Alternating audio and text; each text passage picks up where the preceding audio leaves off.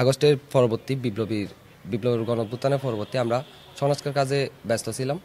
পরবর্তীতে আওয়ামী ফ্যাসিস্ট সরকারের নেতৃত্বে যে অভ্যুত্থানের সময় যে নৃশংস হামলা চালানো হয়েছে, 4 আগস্টের মতো ভয়াবহ আমার নিরস্ত বন্ধুকে যে নির্মমভাবে খুন করা হয়েছে, সে আওয়ামী লীগের স্বৈরাচারী পিতা, স্বৈরাচারী শেখ হাসিনার পিতা, যাদেরকে বাঙালিকে জাতির পিতা বলে স্বৈরাচারী শক্তি দিয়ে হজম করার চেষ্টা করেছিল এবং বাংলাদেশকে একনায়কতন্ত্র করার সর্বপ্রথম স্বৈরাচার হচ্ছে শেখ মুজিব।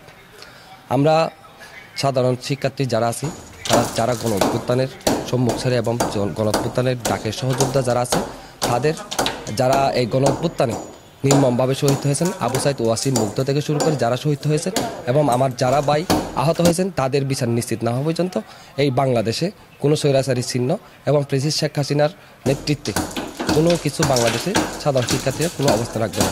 আমরা প্রাথমিক শিক্ষা ভবনে এতদিন কেন লক্ষ্য করলাম না? প্রাথমিক শিক্ষা ভবনে প্রাথমিকভাবে আমাদের কোনো কার্যক্রম থাকে না। যদি কোনো কার্যক্রম থাকে তাহলে আমরা সেটা ডিসি অফিসে বসে কার্যক্রম সম্পন্ন করি, যার কারণে এদিকে আসা হয়নি। আমরা যখন খবর পাই এই ব্যাপারটা, তো আমরা সাথে সাথে এখানে এসে দেখি যে একটি ভবনে শেখ মুজিবের, বাংলাদেশের সর্বপ্রথম স্বৈরাচার এবং প্রেসিডেন্ট শেখ হাসিনার পিতা শেখ মুজিবের চিহ্ন এখানে থেকে গেছে, যা হয়তো এই ভবনের ডিজাইনের স্বার্থে হয়তো এটা ভাঙা হয়নি এতদিন।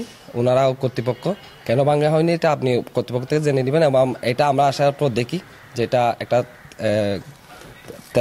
তেলপাত জড়িয়ে ওইটা মোড়ানোভাবে ছিল, যে এবং ওর গায়ে আমরা রং দেখেছি। হয়তো তারা এটা মোছার চেষ্টা করেছিল।